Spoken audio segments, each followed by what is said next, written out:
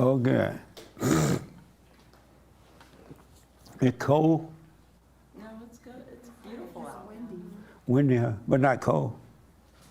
Dry. It's like a dry wind. But not cold. Kind of. Not really. The sun is out, so that breaks the cold. It's like 61 degrees. Nice. Spring is here. It is.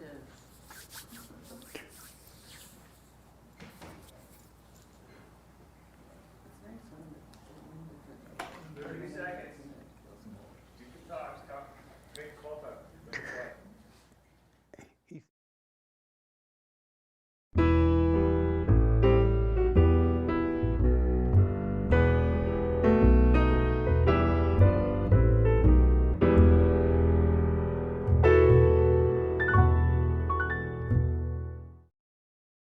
Where's the haircut? Yeah. Good morning. Welcome to church. I'm Jesse Peterson. Thank you so much for being with me.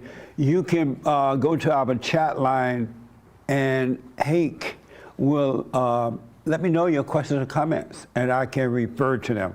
Good morning, y'all. Good morning. So, y'all ready for this morning? Yes. Yeah. Any questions or comments or anything? Anybody had a life this week? Yeah. You had your hand? Yes, sir. So I noticed something about myself that sometimes I get bored, and by being still, I realize that being bored is the devil talking to me, telling me I could be doing something productive, and so it's another trick, like people talk about personalities, or you're bored. That's just another part of the ego that's It really is. that's dying. Amazing. One person had a life this week. So no question for me. I have a question. And I thought about it. This is interesting. What was your life like this week? You're supposed to pay attention to yourself. What was it like this week?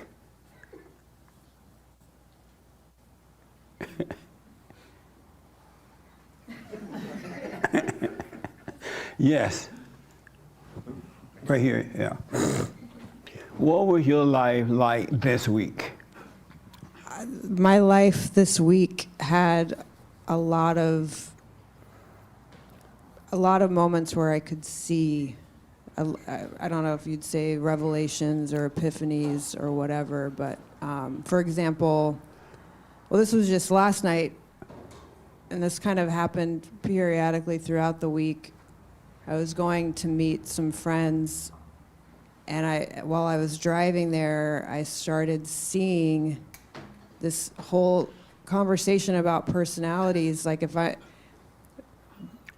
before having that conversation last week, going somewhere, I would, for the sake of this conversation, mentally prepare myself and suit up in whatever personality I needed to be in to walk into a room of whatever people. So you will wrap up in whatever wicked spirit you need before you got there? Yeah, and so I noticed last night, that thought drift in, like, who's going to be there? How are you going to walk in? Imagining myself walking into this place. Yeah. And I just saw it, like, it wasn't like, I'm not going to do that. It was more like, wow, like, this is crazy and there's like that knee-jerk instinct where you want to suit up into this armor, so to speak, before you walk into, which is all ego, which is all not me anyway. Yeah. And so it was I think even seeing that last night, my whole experience being out with this group of people, some people I knew, some people I didn't, it was really, in the end, I feel like I could have been there or not been there, because I don't know. It was nice to say hi to my friend, wish her a happy birthday, and after that, I felt like this is why I came. And it wasn't. And did you have inner conflict this week? Fear or or anxiety Yeah, I think the or? week started off that way because of last week. I think I had some conflict at the end of last week that carried into the beginning of this week, and I just chose to sit with it and do the silent prayer and look at it. And really, I think I really appreciated last week of just lay down your weapon. And I think that was something that I continually was aware of this week. Like, I'm just laying it down. I'm not participating in this fight of fear and conversation with the enemy. I'm just not doing And it. how did you deal with the conflict? When you were just there, how did you deal with it? How did you handle Well, it? some of it, like I asked somebody a question if they wanted to participate in something, and just that act alone made me super afraid. Like all these things. So I just felt it, and I just allowed my ego to feel all of this stuff, and I didn't try to fight it. I didn't try to have a conversation with it. I didn't sit there and sit in the silent prayer and be still with it. I just was like, this is part of my ego dying, and I'm going to sit and feel all of this and watch all of this go through my body. Good. Because I don't even need to explain what it was. It was just all these thoughts and feelings happening that I let them go through. Yeah. You know, and it was really uncomfortable for like, I don't know, an hour and a half, 2 hours. Like my face got hot. Like I had like, physical seriously. Yeah. I'm like, this is crazy. But I also remember hearing you talk about like the visceral reaction to your ego dying. I had a lot of, I don't want to hog the microphone. I had a lot of moments this week like this, where it was just really active. I am seeing it, I'm going through it, I'm sitting still, I'm allowing my ego to die. Did you want to take antidepressant medication when you feeling all that? No. That's what people take for. Right. They take medication for that. Right. Like it's going to solve the problem. I What a mess, understand huh? that in the fallen state, absolutely, yeah. Yeah. You just want it to stop, Right. but I think my biggest, I don't know the right word, awakening, vision, whatever, however the word you want to use, is that I'm so acutely aware of who I am as spirit and what this ego shell of mess, like I just see the distinction so clearly. And Nice.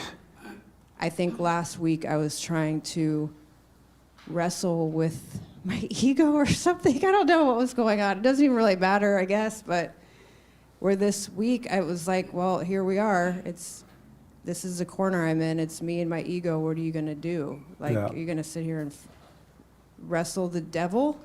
Or are you just going to lay your weapon down and be in spirit and just kill all this noise? So does it help knowing that that is the devil in you, the Yes. spirit of evil? Yes. Yeah. Yeah, absolutely.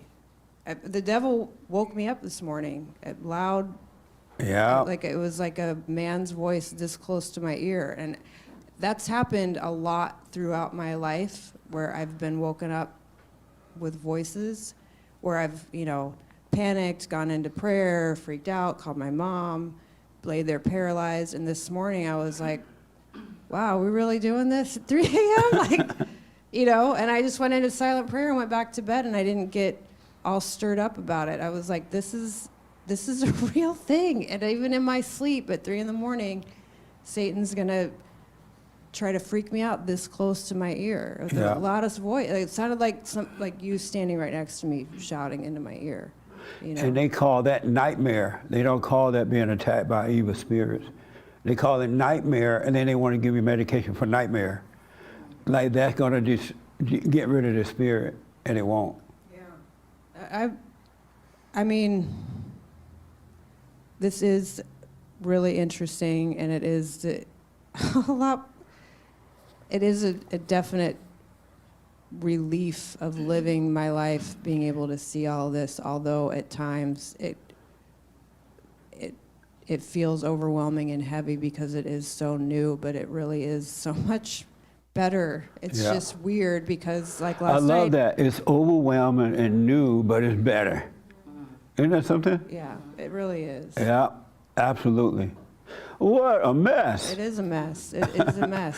And it's gonna get worse because if you, I want to warn you, if you stay with it, and don't think about this, but just know it's gonna get worse as those spirits are dying, and all those identities are dying that you've been calling yourself. The devil gonna scream. He's gonna yell, "Where's God? How come it takes you so long? This is not working," to make you think that it's you, and you're gonna want to cry. You're not going to. All kinds of things gonna come, but go through the hell anyway. I'm Go through it anyway. Relax in the hell Yeah. and go through it. Yeah, there was one morning this week listening to your show, I even started doubting you. And ironically, the caller was even said, while I'm thinking this, the caller's like, "I'm doubting what you're saying, Jesse." And I was like, Yeah. that's why it's so amazing to listen to other people talk, because you're Yes. able, you know. You're not the only one. Because the devil's like, wants to tell me that what I'm doing is wrong and this is whack and this is, you know, bonkers. Don't go down this road. You're wasting your time. Everyone's a liar. Like, you know. But somebody called it out like in that moment, and I was like, wow, this is pretty wild. This call. That is amazing. You're absolutely right. Yeah. The devil does the same thing to every human being. Every human being walking this earth is dealing with that. But most run from it by getting high or drinking or doing drugs or having sex or something to try to keep from facing it. But the devil does the same thing to everyone. He does it to the Chinese and they run and get rice. He does it. He does it to the blacks and we go get some candy yams to try to escape that pain. But the devil does it to everyone. Yeah, I can see that. And it's too bad that Christianity has not taught us about this. You know, it just looked like all you have to do is accept Jesus. And it's supposed to be fine, but it's not. That's another setup by the devil. Yeah. And that's why people not born again of the Father have been lied to. What a mess, huh? It's a mess. Most people don't want to handle this too because it's easier, they think, not dealing with it than it is dealing with it. They think that it's them. They don't recognize that voice. Like you said, the devil will tell you, "Oh, Jesse's wrong. He doesn't know what he's talking about." If you pay attention, you're going to see that's not, you would never tell yourself that. Right. And you're going to start seeing the difference. And that's going to cause you to go through this depth thing even more so.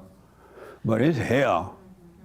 It is, you know, but It's hell, but it ain't hell. right. It's only hell because we have identified with it and because we believe that the devil has power. He doesn't. He really doesn't have any at all. But it feels like he does. It's so painful. And it just feels like he has power, but he really doesn't.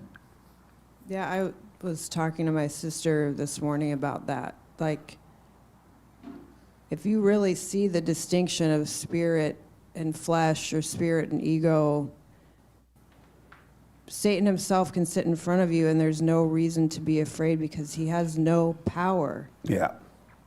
You know, and it made me think of like God in the scriptures saying, "Do not be afraid," and it's like he's like, "Stop thinking." Do you know what I'm saying? Because he's telling you to bring every imagination into captivity.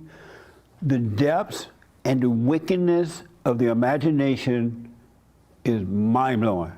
And you will not know it until you start going through it. The imagination is wicked. It is pure evil. And it hates you. It wants to destroy your soul. It lives off the soul by getting you to react, causing you to judge yourself and other people, causing you to be, as Francisco was saying, be lonely. You got to get married. You got to have this. You got to have that. It is pure wicked. The imagination is wicked. And it have you thinking things that's not even true. Yeah. And you believe it and jump off a bridge. And then when you jump off the bridge, the devil is laughing, "I got you." What a mess, huh? it is, and I can say as a fact, that's where I was before I came here the first time. Yeah. 100%. Like, I had run out of any, you know, I was kind of like, well, I'll come in here and listen. You just happen to be walking by? No, I mean, my sister introduced me to you a while ago, and I. Oh, okay. Oh, yeah, I remember you saying that. Heard Yeah. for a while, like I wasn't. I don't know. I agreed with some stuff, didn't agree. I don't know. I was aware of this, but Yeah. it was more like, well, I'm either going to jump off a building, or I can at least maybe go sit in this room and maybe hear something. You Yeah. know, but the truth is the truth is, and if you That's can what happened hear to the me truth, too. I finally got tired. I'm like, you know what? I can't change myself. I'm sick of this. I prayed, I read the Bible, I gave money, I volunteered, I did everything they said to do. And it still was conflict. I still had the fear. I still had the emotional stuff. I'm like, I can't fix it. I'm done. And so I just asked God, let me see myself. Show me. And it's been an amazing road to travel since then. And once you give up and you're all in and you're willing to go through it, no matter what happened, you're going to be fine. yeah, I mean, it can't be, it can't be worse than it was. Yeah. Because it was like, at least even, you know, for example, feeling that pain or fear or shame or whatever it was the other day for a couple hours, like it came and passed, and it's over. And it could maybe at some stage come through again, and I sit with that, but Yeah. it's not 24/7, you know, around the clock feeling that way at every single turn. That's just because right. I ordered a coffee and somebody didn't like my hair or whatever. I don't know. You know what I'm saying? I mean, Yes. the world, every single thing in the world is designed to take captivity of your brain and lie to you and tell you Amen. to die. Yes. And The commercials and everything. It is. That's how I was last night. I sat down with these people and I'm talking and I'm surrounded by all these big screen TVs and I'm like, this is wild. Like my spirit is just sitting here in this bubble of the devil telling me who to be, how to think, how to eat, who to say, who to talk about. Yeah. Until, you know, you leave there, you know, negative $50 and you feel like you're in a bad mood. And I'm serious. And then you get home and you're like, should I buy that thing I saw on the TV? And do I really like Green Bay Pack? You know, now you're thinking about, like, none of that even really. Wow, you're so right. Yeah. Now, when you look at that stuff, you think, why did I used to want that? Because the commercials are set up, and the mind works with the commercials to make you think that you want something you really don't want. You don't want that. You don't need it. You don't want it. And then you get in debt for it. And credit card, now the interest rate going up on the card, and then you want to jump off the bridge for that. Right. It's a mess. The whole thing is a mess. I counseled with a couple couples this week, and both said that they didn't want one another. They thought they wanted to be married. They thought that that's what was going to fix the problem. But once they got married, they both admitted, I never wanted you. And they never, and didn't solve the problem. It only made the problem worse. The commercial didn't work. False advertising. The devil said, you know what? What will fix that loneliness is a wife or a husband or kids. And you ask them, you ask lonely people or lost people, why do you want to get married? Because I want to be a better parent than my parent. That is such a dumb answer. How you going to be a better parent than your parent when you're the same person? Talking to the same devil, and you get up and you get married, makes a baby, now you screw up the babies. And the whole thing starts over again. The devil tell you that you want to get married. That's not from God. That's not from you. The devil tell you that you want to get married. And then you say, well, if I look at my parents, their marriage was no good. And the devil said, but yours would be better. You're like, oh, okay. And you get married and all hell break loose again. What a mess, huh? Listen to that voice. Yeah, I mean, it's there. It's, you know, I'm watching it, and that's all I'm doing. I'm not fighting it. I'm looking at it, and it's going to be what it is. And it's like, now that I can see, this is like, well, Yeah. Once you can see, you can't unsee. I can't. And I really fully can understand the narrow road, because it just, like, I don't know. I just really, you know, like, What a mess. it is. I don't have words, really. I feel like I'm just mumbling, because Yeah. I don't know how to put words to all of this. You can't put words to all of it. It's amazing. How was your life this week? What was your life like this week? This your first time here? What's it? I can't hear you. Yes, this is my first time. Speak here. from the chest. Okay. What's your name? Heather. Heather, okay. And what was your life this week? Welcome, by the way. Ups and downs. Can you give me an example? Sure. I felt like I went on with my life and just lived it, and it was fine. And then there were moments where I was low, you know, and struggling. Low and struggling with what? Oh, just decisions I've made and feelings I have about myself. And how do you feel about yourself? Well, I'm working on feeling better about myself. And how do you feel about yourself? Conflicted. Meaning what? Oh.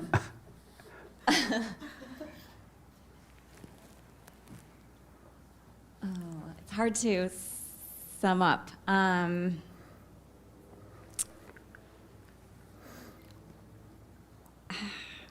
just trying to feel better about myself. And how do you feel about yourself?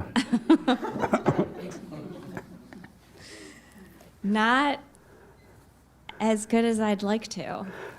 And I guess it's just the reason I'm struggling is because I'm just trying to be more accepting of myself. I'm not accepting of myself. And what is it that you want to accept of yourself? Just me as I am. And how are you? Not perfect. And how are you? What is it about you that you will not accept? Give me an example if you can. Oh, I just feel like I'm not, I mean, ultimately, I feel like I'm not enough. Like I'm not Enough what? enough, good enough? Good enough for what?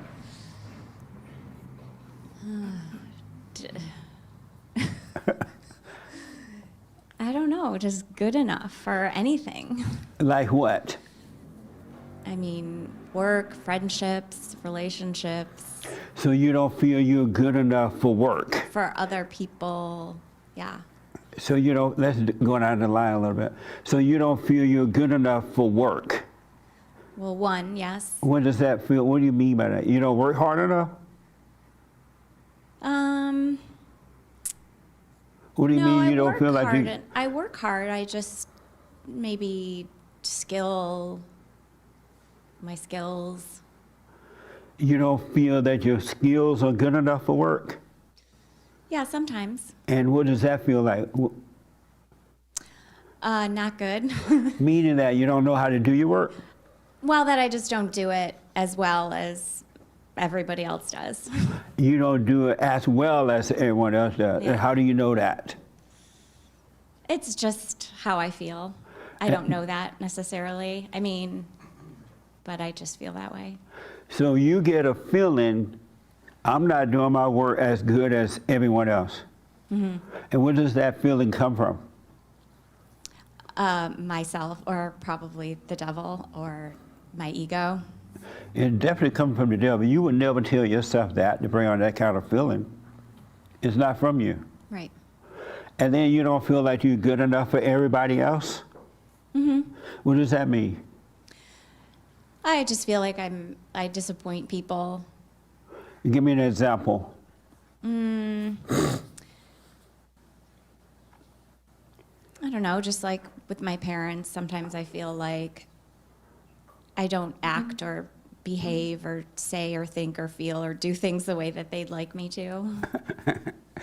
And how would they like you to? I don't know, they based on their own expectations and their own, What do they expect of you?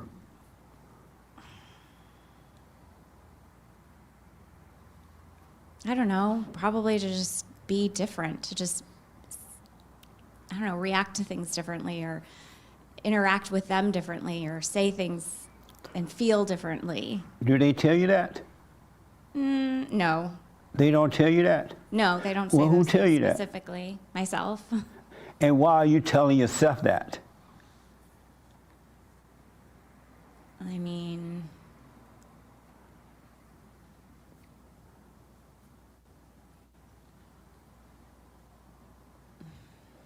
it's just something I tell myself. So you tell yourself, you know what, Steph? I don't act like my parents want me to act. I'm overacting. They don't want that. They want me to have cheesecake and I don't want it. They want me to ride in a car, but I want to walk.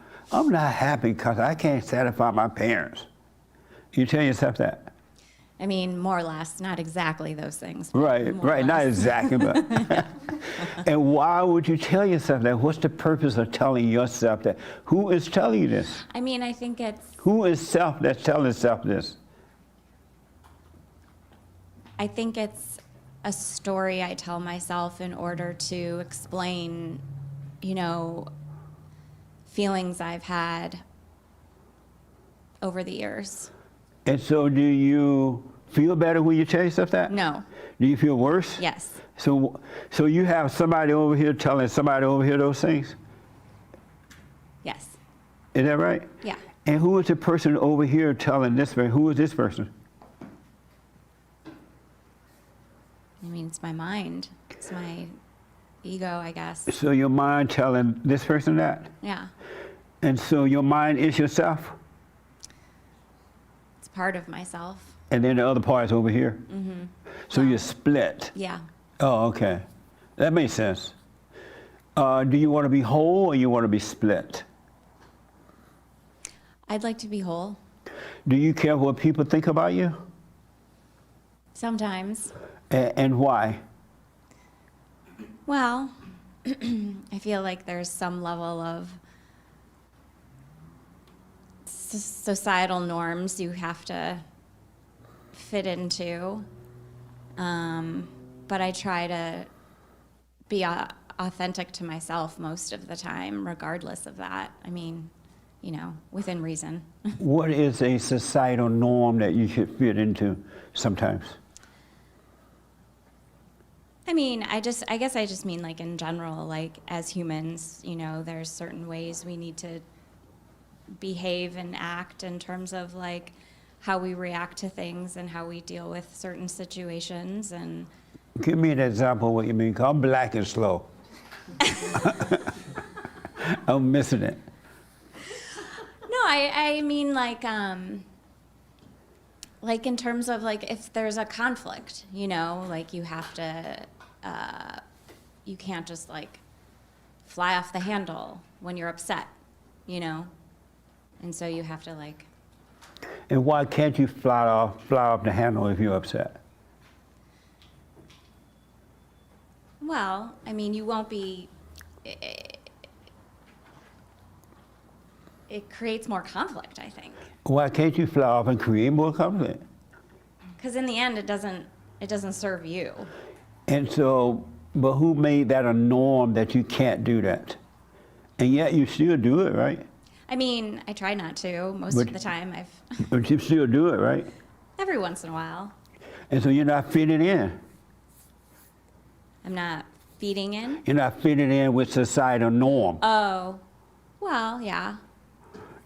What a mess. In those instances.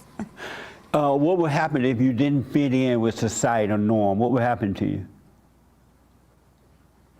I don't know. I'd probably get really lonely. You probably get lonely. Aren't you lonely trying to fit in? Sometimes. And then you'll be lonely if you don't fit in? Sometimes. What? You between a rock and a hard place? Yeah. Oh, okay. Well, I'm gonna show you how to come out of the society norm. Okay. That's hell. You don't want to be there. All right. Okay. Any questions for me? Not at the moment. All right. How do you feel speaking right now? A little nervous, Of what? a little anxious. I'm just not used to speaking in a group of strangers. And what did you think would happen if you spoke before people?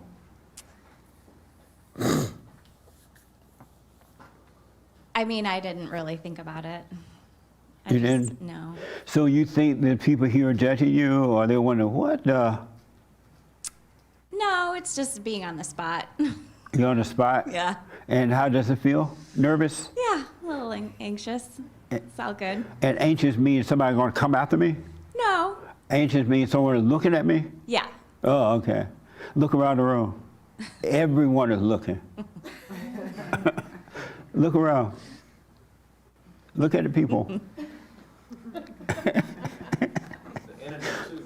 Right. Yeah, exactly. Around the world. All eyes are on you. Sweating. She's sweating. But look around, relax, take a breath, and look around the room. Look at the nice ladies over here. Look at them. She does this. Look at them and tell me how it feels to look at people. It feels awkward. I'm sorry? It feels awkward. Look at them anyway and tell me what you're feeling. I can't. It's just awkward. It's You making can't? me sweaty. I know, you want me to turn the fan on, the air or something? Turn the air conditioner off. I mean the heater off. Maybe. So relax. Look at the young man behind you.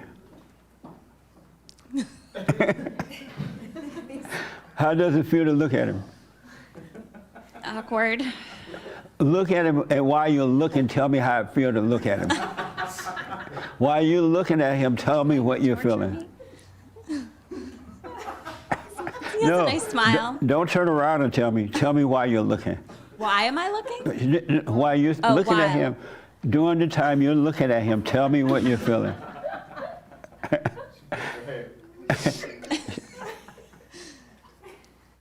It's awkward. In what way?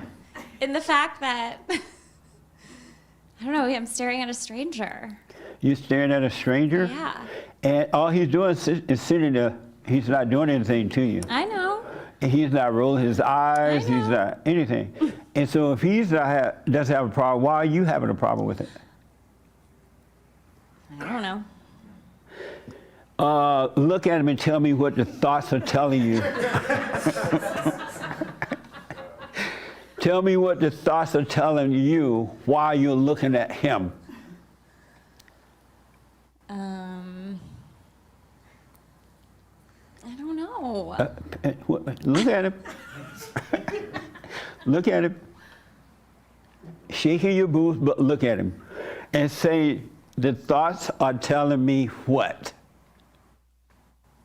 That this is awkward. Okay? That's the first thing. And what else? Look at him. He seems like a nice person. No, look at him and tell me. He seemed like a nice person? Look at him. Look at him. I'm Don't look at me. looking. And he seemed like a nice person?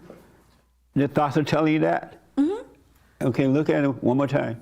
And what else? He's just a guy sitting there. That's all.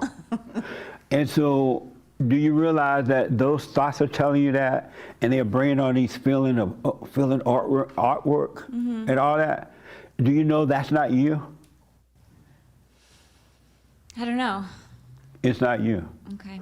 I promise you it's not you. That's the hell that's in your imagination. That's what she was talking about.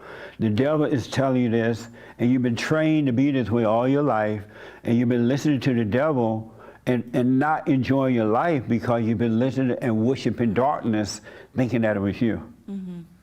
And so when you are out and about at work, he is comparing you to other people and all that, and you think that is you. And if you went out and educated yourself more and became the best person at the job, he would still tell you that the best is not good enough. You need to be the manager. You need to be the boss. Or you need to get another job. Now you're so good at this, you had the wrong job. You need another. He'll tell you all that. That's not you. The feelings that you're having are not yours, and the thoughts are not yours. What do you think about that? I mean, yeah, I can see that for sure. And so the reason I was asking that you relax and tell me so that you can learn to relax in the pain of it, Yeah. because that's how you die from it. You got to take the pain, you got to relax in the pain, and the pain will disappear. It will be taken away. God loves you, and he will take the spirit of the devil away from you. You've been identified with the spirit of the devil and missing out on life. What do you think about that? Yeah, I can see that. I can identify with that for sure. Yeah. And he's been doing it with every aspect of your life. If you got a man, you got a boyfriend? No, You married? no, You want a boyfriend? I don't know. You might want Sometimes. one? You don't know? Sometimes I do, sometimes I don't. Do you feel like you're good enough for a man? Yes. Oh, you do feel that way. I mean, yes. And I'm what's- trying to tell myself that. Oh, you tell yourself you're good enough for a man? Yeah. Or it's not about being good enough for a man. It's Do just you about believe being good enough, period. you're not being good enough for a man? I mean, it doesn't have anything to do with for a man, Who- just for myself. Yeah. You got to stop judging yourself. Yes, this is true. That's the devil. You should have mercy on yourself. You are not in control of this. It's not you, but this thing that made a home in you. And you've been thinking that it was you. Any question about that? Not at the moment. You can't wait to get rid of the mic? Kind of. Oh, man, okay. Nice. The young man behind you. How you doing, sir? I'm great, thank you. Good. This your first time here? No. Oh, okay. How was your week? What was your week like this week? Nothing too exciting, working. Speak up for me. Nothing too exciting, just a usual work week. Was it boring? No, it was just average. Did you have an inner conflict this week? Like fear or worry or loneliness or sadness or happiness and all that? Yeah, sometimes loneliness, sometimes just fatigue from the monotony of life. What's the monotony in life? The same games, chasing after money, living in the city, living by the rules of the city. All right. And what do you do about it when those moments come? Well, I try to distract myself, maybe talk with friends, connect with people. So, and you do that so you can get past those feelings? Yeah, it's like a momentary relief, a distraction from that. And does it work? Yeah. I want to advise you, never do that again. Because it's not leaving you. It doesn't want to die. And so when you make a phone call or when you go have a meal because you're having that, you're giving life to it. You have to take that. That's that spirit we've been talking about. You have to take the, and I think that's what Francisco meant too. You have to take the spirit of loneliness or monotony, whatever you said, the life of light, because that's not life at all, that's death. And if you feed into it, you're giving it life and it will destroy you. It will make you do things you'll regret later. Like you'll call up people you don't even like, and it was a boring conversation. and you wonder, why did I call that person? It was boring.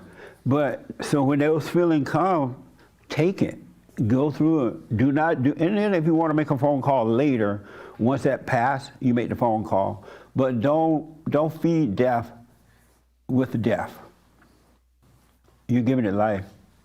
It's not you at all. What do you think about that? I don't disagree.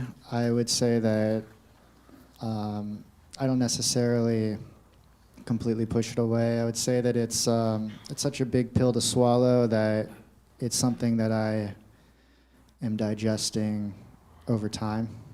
And why is it so hard to believe, to swallow, as you say?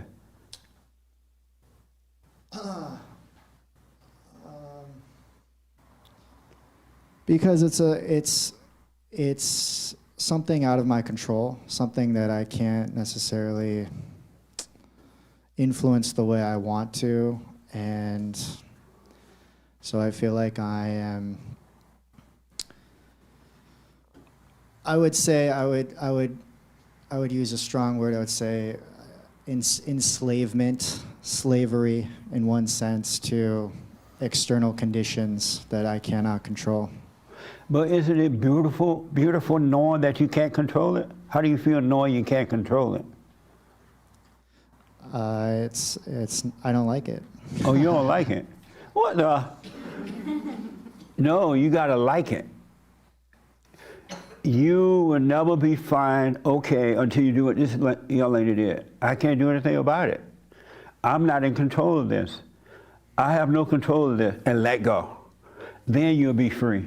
It's your ego, which is the nature of the devil, that want to make you think you can control it. And he'll make you judge yourself because you can't control it. It's another setup. We are a spirit, and in our imagination are spirits. And we have no control of anything. We're not our bodies, we're not our thoughts, we're not our emotions, right? And God will get rid of that if you let go. There's nothing you can do about it.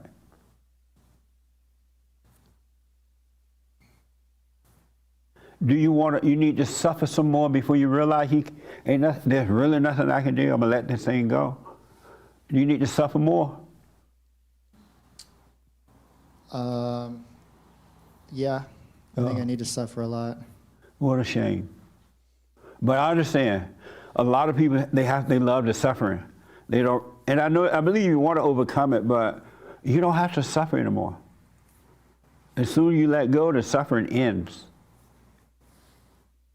You can be free. And you don't have to follow society norms. You don't have to be fit into the world. You'll be in it, but you don't have to be of it. Do you don't have any suffering in your life? No, zero. Zero. Zero suffering. Because I understand now. I understand that the spiritual conflict that comes and goes, I have no control over that. And seeing that, I can see that every human being is dealing with the same thing. There's no reason for me to have any problems. I'm not afraid of people. I'm not concerned about, I give no thought in what people think about me. I'm not trying to please anyone or be pleased by anyone. I don't want anything from the world. Except the norm, breakfast, lunch, and dinner, and a nice movie sometimes, and, just stuff like that, but I don't need anything from the world. And no one has anything to give you anyway. Think about it. They got the same hell you have. All they're going to give you is their hell. You want their hell? No. So you got to take it, man. You got to go through it. And don't let Satan give you names for it. Oh, this is boring. So you say, oh yeah, I'm bored. Or this is, you're an alcoholic. Oh yeah, I'm an alcoholic. Don't do that because you're covering up the spirit of it. He doesn't want you to see he's wicked. So he'll give you titles for it.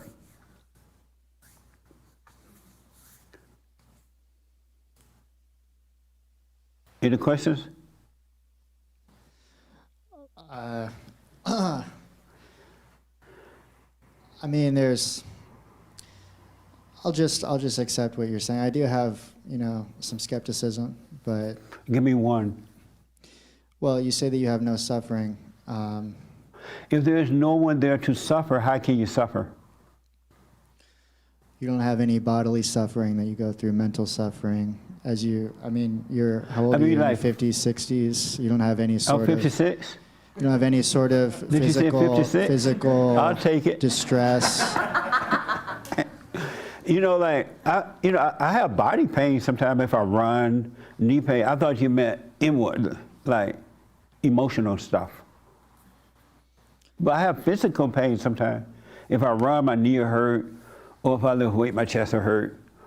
You might get a headache once in a while, that kind of stuff, but I don't have inner conflict. I'm not afraid of the world. I'm not yearning or lonely for the world.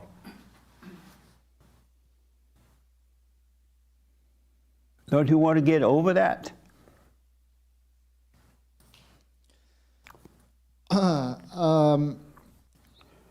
I don't necessarily know what you're talking about. I understand what you're saying. Yeah. And theoretically, it sounds great, but it's not a reality that I'm necessarily can relate to. Do you like the reality you're in now?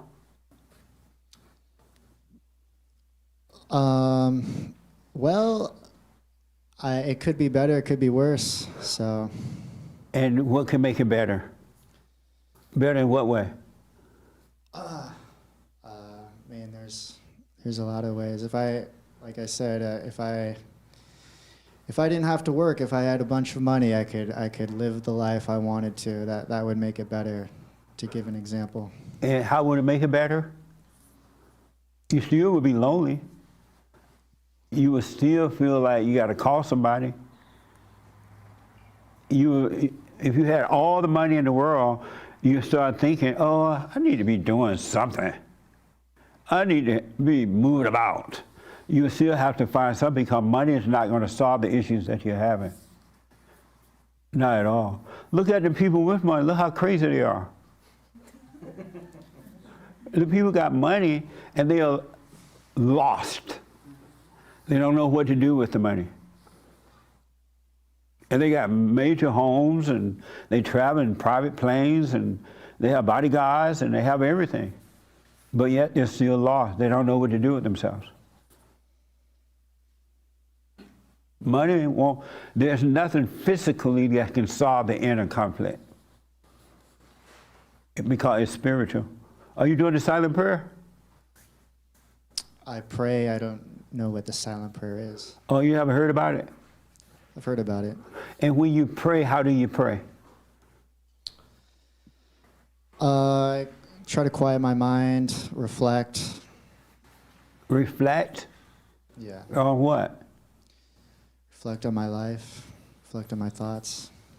All right, I want you to give the silent prayer. The prayer you're doing, and when you finish, do the silent prayer so you can come out of the thoughts and just watch them, and you'll see you're not your thoughts. Every thought is a lie. And Nick will show you, Nick will give it to you in a minute. But give it a try, let me know what you think. All right. All right? Amazing. Nice. Yes, ma'am. Yeah. This your first time here? Yeah, it's your first time. Oh, yes. This your first time? Yes. Oh, welcome. What's your first name? Gail? And how did you hear about us? My son here has introduced me to your podcasts, Oh, okay. when we drive around in the car. And what do you think about it? You could be honest. It's enlightening and very interesting and entertaining. Oh, good. Mm-hmm. And what do you think about the fact that I hate women? Well, we've discussed that very subject before, and that's another reason why I enjoy being here. Because I hate women? I love conflict, and I love kind of trying to analyze. Nice. Yeah. Absolutely. Right. And so, but do you know now I don't hate women? I know. Oh, okay. Yeah, I know that. And so, what was your life like this week? Inwardly? It's about as fantastic as can be. Yes. In what way? Everything. I enjoy every second I'm alive. And super happy. Do you have inner fear? Well, yeah. You do? Yeah, on You occasion. enjoy your fear? It is motivating. Your fear is motivating? Yeah. In what way? Because it basically puts you on the right path and steers you away from doing stupid things. And so inner conflict, inner fear put you on the right path? Yeah. And give me an example of the devil putting you on the right path. Okay, well, hard to recognize that, but, okay, so, I want to test drive a car and I want to go really fast, right? And then I think about that and I think, well, I don't live here. I'm from Washington State, so I think about what can happen if I do go fast in the car. But that's not the kind of fear I'm talking about. You should be concerned about that. Well, no, because I was fearful what might happen. That's what I mean, Oh. by making the bad decision. Amazing. Do you have inner conflict at all? Like, do you get With sad? Do you get angry? Sure, I mean, all those emotions are human, yeah. Do you get angry? Slightly. I don't ever let myself get too angry. Do you get angry? Very passive person. Do you get angry? Yeah, I guess in a sense. Do you get angry? Yeah, Okay. so I guess in a sense, yes. Do you get angry? Yeah. We can go on. Okay. And when you get angry, are you happy to get angry? Yeah, And why are you happy that you're angry? because I feel it's an emotion that I welcome, because it's an emotion. I'm glad I'm alive. And who gave you this anger? Where did it come from? Well, probably one of my employees, or, something to that effect, that Oh. they did something stupid that made me mad. So you think your employee made you angry, gave you the anger, Well, it's my response, but because I who could have reacted in a different way, yes. but where does the anger come from? Deep in my soul, And so your soul is angry. I guess, I'm sorry? possibly. So your soul is angry. You say it comes from your soul? Well, I guess. I don't know where else it would come from. Is it not from you though? No. And so have you ever wondered where is this anger coming from? Well, life experiences probably. And how does it come from life experiences? Well, the reaction to anything outside of your reality, the reaction that you present to anything that comes across is something that you deal with. The way you deal with it is because of whatever's happened in your past, in your life. If you didn't have that anger inside of you, would you react to life? Would you ever get angry at what happens in life if you didn't have Probably anger? not. I mean, like I said, I'm like probably the most passive person you'll ever meet. Would you ever get angry if you didn't have the spirit of anger inside of you? What? Would you, if you didn't have the spirit of anger inside of your body, your mind, and emotions, would you ever get angry at any situation?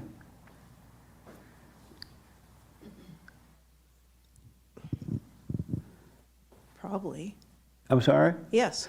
But how could you get mad if it's not there, What's not there? the spirit of anger? Knee-jerk reaction I'm sorry? to stop whatever's happening. It's a protection. And so you love your anger? Sometimes I need it, yes. So you love it? Yeah, probably. So you don't want to overcome it? I think there is a need for it, then a reason for it, What's the need for it? to know you're alive. To know you're alive? Kind of, yeah. There's not to have one different person that- reactions, human reactions is Oh, I see. There's not one person that has anger who is alive. Okay, They're dead and don't know it. okay. Their eyes are open, they're moving about, but they're dead. Anger is evil. Okay. What did you do when your son apologized for resenting you? What did you think about that? Kind of the same reaction. So what? Well, You laughed. I'm like, basically, I've tried to be the best person I possibly could ever be, in, with my kids. Right. I actually kind of pat myself on the back for. You pat yourself on the back? Sorry, yes, I know that's ego. You say you pat yourself on the back? Oh, yeah. Did you I shouldn't say have that? said that. So you pat yourself for screwing up your kids? Yeah. You're funny. Well, I mean, everybody's got flaws for sure. No, you pat yourself on the back for screwing Oh, up your kids? let's keep going on that, yeah. So you do? So when your son said, I'm sorry for resenting you, screwed up my life, you went right on. Yeah. I didn't. Really? Were you sorry for screwing up his life? Oh, there's many times I do feel bad about the choices I've made in my life in regards to raising my kids, yes. Oh, okay. Yes. And why did you make those choices? Because either it was easier or less trouble, and basically I look at the future to see what might happen to what I want to do.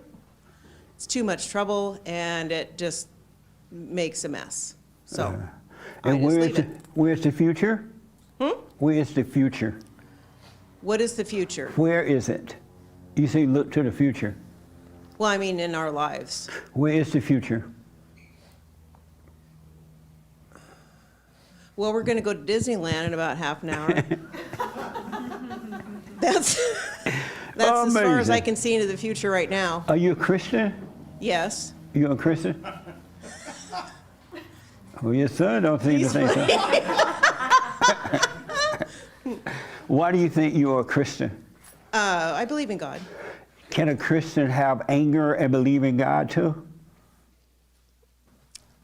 Yes. How's that? You can't serve two gods. I don't know. I just feel that way. All right. Any questions? No, not really. I'm glad to be here, though. I'm glad to you. meet Yes. Yeah. You don't have any questions for Jesse? No, I don't know what I would ask. Oh, okay. If anything comes, let me know. Ask this guy stuff, though. It might be I'm fun. about to do it now. Yeah. So you went, is this your first time here too? Yeah. And what's your name? Greg? Greg. You went and forgave your mother? Yeah, I did. And was it hard to do it? No. And what was her reaction? Just like exactly what you just heard, basically. She laughed at you for forgiving her? Thanks, Greg. Really? And how did you feel about that? That's her personality. That's fine for me, with me, yeah. Were you still able to forgive her? Yeah, I'm not mad at my mom anymore. You know, how about your father? I'm not mad at my dad either, no. You forgave him as well? Yeah, you actually helped me with that. Yeah. So you went to your father? I didn't actually verbally say that to him, no. Why not? I just don't want to make him feel bad. I'm sorry? I don't want to make him feel bad. You didn't want to make him feel bad? Yeah. And why do you think he would feel bad about you forgiving him? I don't, really, if I told him, I don't think he'd probably be that upset about it. He'd probably understand. But how will you be free if you don't go and forgive him? Yeah, you're right. No, it's a question. How will you be free if you don't go and forgive your father? Because God said you got to go and forgive, and he will forgive you. How will you be free if you don't do that? I won't. And do you want to be free? Yeah, I want to be free. It's just my own, maybe a mixture of my own pride and just being scared of hurting someone's feelings, what keeps me from saying that to him, and probably the same thing for not praying every night, kind of keeping myself from speaking to God in a state where I'm being unaligned, 'cause when I'm feeling bad or when I know I'm doing something wrong, I'll keep myself from praying to keep myself from being face to face with God, and it's kind of the same thing with keeping myself from saying that to my father in person. So you like living in your hell? No. You don't like it? No. Then why don't you overcome it then? Yeah. Why don't you?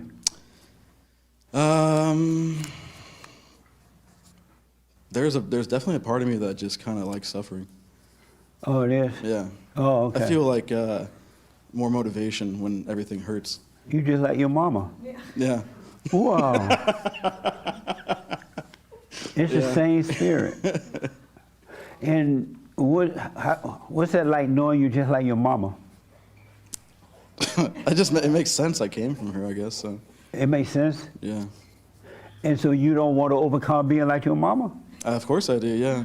Then Yeah, why no, not even take- even everything feels better when I do. Yeah. But when everything's going great, there's a part of me that likes to derail it to make it more interesting, and then I do it. Did you know he was just like you?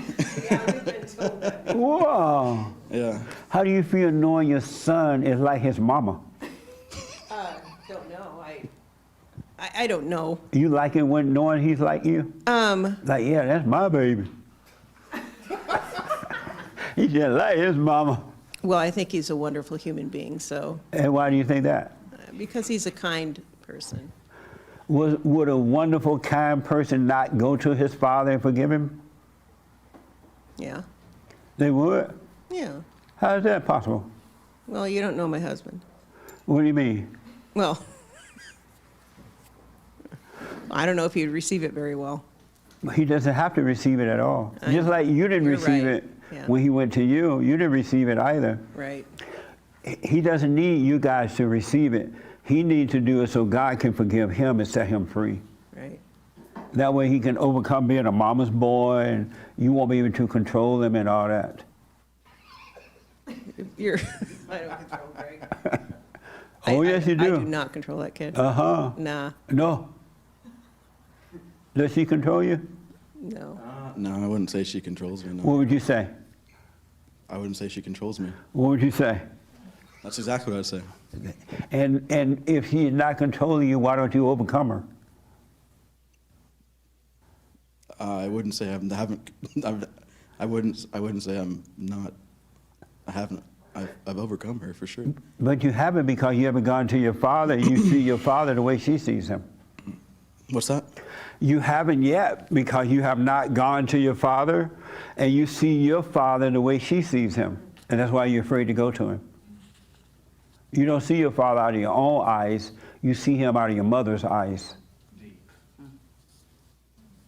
And the devil's telling you the same thing the devil's telling her, and he's keeping you away from being free. I don't know 100% what she thinks about my father, but Exactly what you think. yeah. I don't not like my father. If you think do, my if you father's love great. him, you would Yeah. go and forgive him. You wouldn't be afraid of him. You wouldn't worry about the emotional because you would know emotions are of the devil. They're not normal. And you would go and forgive him. What do you think about that? I think that's great advice. Yeah. Yeah. Yeah, Forgive I- your father, man. Go and forgive your father. And don't let the devil talk you out of it. All right? Yeah. Okay. Amazing. Amazing. That's right. How you doing? Okay, What's wrong? nothing. Well, why you look like something wrong? I guess that's just my face. How was your week this week? How was your life this week? Well, it was okay, but I just realized it is hard to stand alone. And what made you realize that? Well, ever since I heard your message, I don't really, I'll have like a drink or two and then that's it. You don't But get drunk anymore? not really, no. You missing the fun, girl. I know. And What's the sometimes I purpose of think drinking if you ain't gonna get drunk? No, I'm playing. I'm just joking. Good. So my husband's like, oh, let's go somewhere. So I go with him, and then his friends come along, and his friends are older. And I don't know. So I go there. You don't and like then, hanging out with old people? no, I mean like they should be more calmed. Oh. Like they shouldn't be like, hey, let's have, Oh, okay. you know. And it bother you when they're not No, like it that? doesn't bother me, but I just realized like I should be able to just be like, no, I don't want any more, and I just, Yeah. and then my head, oh, come on, don't be boring. And so then I fell into it, and I'm just like, the next day I could just hear the devil just like judging, oh, you're no good, or, you messed up, Yeah. and, blah, and just going on and on and on. And so I just realized, like, wow, like, I already knew it, but it just keeps confirming when I, mess up, not mess up, but, just like that I really have no control whatsoever, Yeah. But How do you feel about not having any control whatsoever? good, like you said, like it almost like it's a relief, but at the same time, it's almost like I fall into the thought of, oh, so how long is this going to take? And, just the nonstop hearing and talking, just those thoughts. Yeah. And sometimes I fall into them and I go, okay, but I know not to judge myself. Like, it is what it is, hopefully I don't do it again, and that's it. That's all I can do.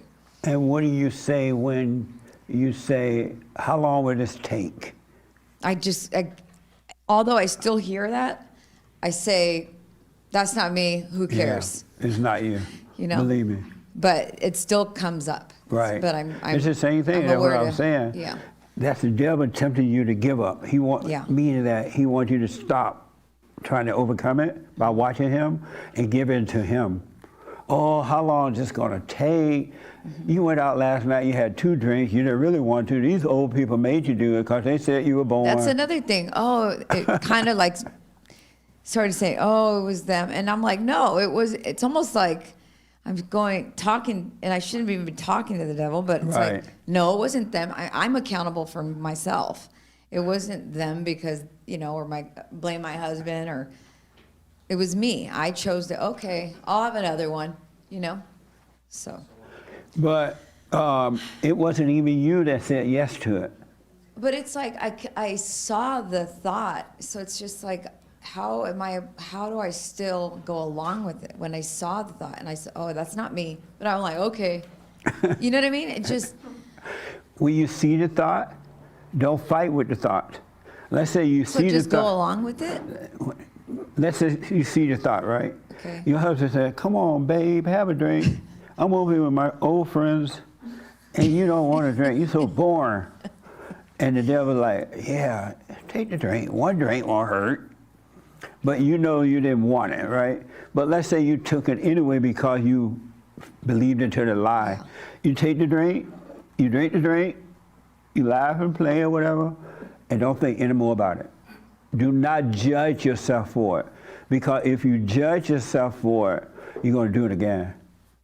Do not have any opinion about it at all. Because that's the devil that tell you, oh, you took the drink, you're weak.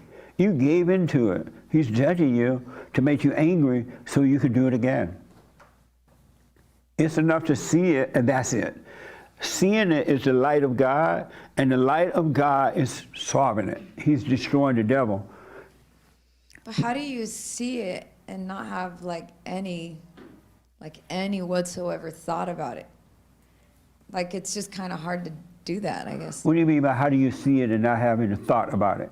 Like, I see it, okay, no, don't do it. Oh, well, they are, come on, just one more, And then I see it, oh, no, that's not the right way to do or go. And then I go along with it. I don't quite understand what you're saying. Okay, so you're standing there, your husband saying, come and have a drink. You're like, no, I don't want to drink.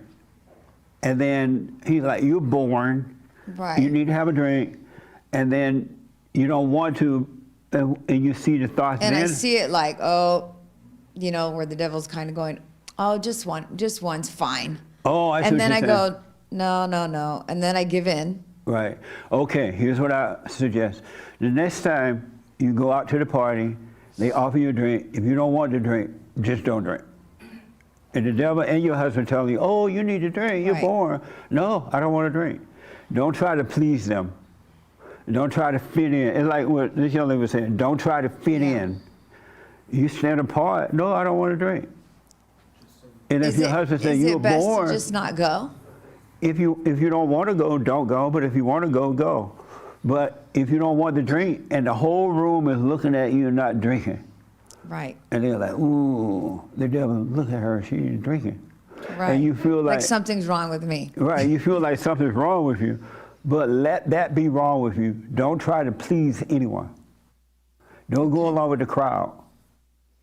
You don't have to fit in. You don't have to drink. And just enjoy yourself and be yourself. And if your husband get mad because you didn't take the drink, just look at him getting mad and don't get mad back so he can see himself. Because it's wrong for him to get mad at you because you didn't want to drink. Yeah. That makes sense? That makes sense. You don't have to take the drink. Yeah. Don't fit in with the crowd. And the crowd is uncomfortable because one person said no. And the crowd feel guilt and not even drinking and acting silly, and you're shining a light on their silliness without even trying. And so they have to make you drink too. It's like a dope addict. I remember when I used to party a lot, and I used to smoke pot. Did you know I used to smoke pot? Yeah, I used to be a pothead. A little bit. She used to smoke pot too. She liked it. No, I did it 3 times in my life. She said she did it 3 times. She's not a pothead. But anyway, we would be in the car going to the club, and they'd be smoking and passing the joint. Did you pass the joint the 3 times you did it? And they'll be passing the joint. I'm like, do not give me this. Because if I smoke it, we're not going into the club. I'm gonna mess up your whole night. Because when I would smoke pot, I'd be so insecure. I couldn't tell my body. I didn't know if I was speaking right or what, right? And I'm like, no, don't do it. They're like, oh, come on, smoke it. Because they can't stand for one person not to smoke it.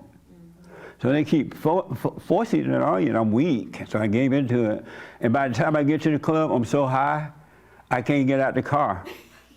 They're like, come on. I'm like, no, I ain't going in there.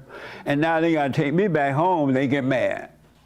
I said, I told you I couldn't smoke this stuff, but I was too weak to say no. You gotta say no. Yeah. It's okay, and don't let the crowd make you rob the bank with them. They're afraid to rob because you one windows, and they're afraid of that one light. That's why they try to make you do it too. But you don't have to fit in. But don't get angry at them. They can't help it. Right. So if you don't get angry, you'll still be able to enjoy the party, laugh and talk and be yourself and not be drunk. And then there's nothing to judge. That make sense? Makes sense. Yeah. But just don't get angry. Yeah. No, And let your husband get mad if he want to, but not you. yeah. All right? Yep. Thank you. Anything else? Nope, that's it. Okay. So let me do this. The biblical question.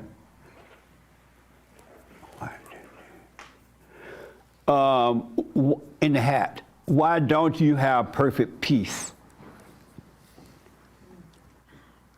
I have perfect peace And why do you say you have it? because I'm not bothered by situations. But I can remember a time I wasn't. It wasn't like this always. And so you never get angry or you never feel fear or any of that? Nah. Oh, okay. And what does perfect peace look like? Doesn't look like anything. It doesn't feel like anything. It's Oh, just okay. a permanent state of being. Okay. Yeah. Why don't you have perfect peace? I would say the times that I don't have perfect peace is because I'm in my head, I'm in my thoughts. What was your life like this week? Busy. It was Okay. busy, but good? Yeah. Did you have conflict this week? Like fear or worry or kind of insecure I or would any say, of yeah, I that? would say one situation, but I'm just learning to like sit in it Yeah. and just go through the pain and let it pass and Nice. keep it going. Do you understand you got to sit in the pain? You got to sit in hell. And don't let the devil try to pull you to call somebody or do this or do that. He doesn't want you to see him. He wants to destroy you. So sit in the pain, but don't neither love it or hate it. Just sit through it. Don't have an opinion about it. Don't call it good or bad. Because he'll make you give it a title. This is bad. And if you think it's bad, you're like, oh, I can't make it through this. Or he'll say, this is good. And if you think it's good, you're still not making it to it. You're agreeing with the devil. And so you say, oh, I love pain. You don't love pain. But watch out for him. Nice. Did I see your hand? Yeah. Okay. Right here. One thing I saw last night too, this just bouncing off what you were just discussing, is it was my friend's birthday, and I didn't want to bring anything. Somebody asked me if I wanted to come Friday. I was available Saturday, and so this thought of like, you should get her a card, you should get her a gift, you should do, it kept coming through my head. Yeah. And I don't even need to I didn't want to do that. And I don't even want to get into explaining why, because it doesn't even And you matter. don't need to. Right. But I watched that all the way up until I was like parking my car. I watched that thought. I just, what you're talking about, like, there's this, the world is trying to tell you how to live, how to be, what to do, how to act. Yeah. I should show up with this because this means X, Y, Z. It means I love her. It means I'm great. And look at me. This isn't, or the reverse. This wasn't a good enough gift. And all it is, it's like, the truth is I did not want to do that. It doesn't matter why. And I didn't. Nice. And it doesn't make me good, bad, or whatever. It's just, I got to see for about 24 hours the enemy really coming in. Like, you have time right now. It's 2:00 on Saturday. And it's nice outside. You should just go around the corner to Trader Joe's and bring her a plant. Yeah. It's only $8. What a mess, huh? We've been there was a conditioned lot. like that. Yeah, there was a lot. He tried a lot of different things to go have me bring her something, and I just did not. Right on. And life is fine. We have all moved on. It's like, it's another day on the calendar. I gave her a hug. And you didn't waste Yeah. your money. Pardon? And you didn't waste your money. Right, absolutely. Doing Yeah. something you didn't want to do. Exactly. That's all I wanted Amazing. to say. Yes, sir. Although I was thinking about what you just asked about the peace thing, although I do, I am fortunate to experience perfect peace. I have noticed something recently, and you know how when you first come out of the fallen state, you have glimpses of the light and living in the light, and you start to see things. Yeah. I'm starting to walk in the light.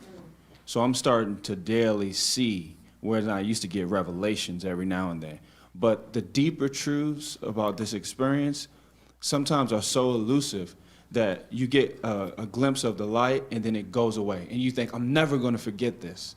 And then the next moment is gone. Right. And it's almost as though God wants us to not try to hold on to it intellectually, but to absorb the light and just become a part of you.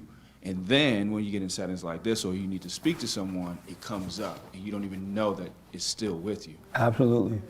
Because there is nothing to hold on to. And when you think, oh, I'm in the light, that's just a thought from the devil. Because when you're in the light, when you're with God, there's nothing to think about. All thinking stop. Because all thoughts are all lies all the time about anything. And except practical thought. We're going to Disneyland today. That's a practical, fun thought. Once Disneyland trip is over, that's over, right? All thoughts are all lies all the time about anything. And so when you think you're walking on water, you're not. When you're walking on water, there's nothing to think about. You just walk on the water. You don't have to think about it. And the one thing about dying with the ego, all that stuff is taken away from you anyway, because God wants us to have a clear mind. He will renew our mind. He will give us a clear mind. And in a clear mind, there's nothing but the light. No decisions to make, nothing to worry about, nothing to think about. Like when you develop a clear mind and you're talking, you're not going to think, oh, I'm nervous, they're looking at me. And those thoughts are not real. And like the young lady was saying, when you react to them, you give them life. But if there's nothing to think about, there's nothing to fear. There's nothing there. God came that we may have perfect peace. Christ came, and we can have it because the devil has been defeated. And anyone that doesn't have perfect peace, they have not recognized that who they think they are It's not them. They have identified with the devil thinking that is themselves. Isn't that amazing? What a mess. We are not our bodies, we're not our minds, we're not our emotions. All emotions are evil. And that's why human beings that are into emotions, they act like animals. Because they're in a fallen state, and animals act that way. I was driving down the road yesterday, and this woman had her dog right in the seat with her. And the dog was looking at her. And then I looked over, and she looked over, and I said, oh, look, I think that dog love her. She think the dog love her. The dog ain't feeling no love. He ain't feeling one iota of a love. That fake love, that dog-like love is coming from her, and Satan is telling her the dog love you. Isn't that something? Yeah. What a mess. So what? I'm pretty sure my cat loves me. You think your cat love you. And what does cat love feel like? You think your cat love you. He stares into my eyes. Of course. And that's what love is.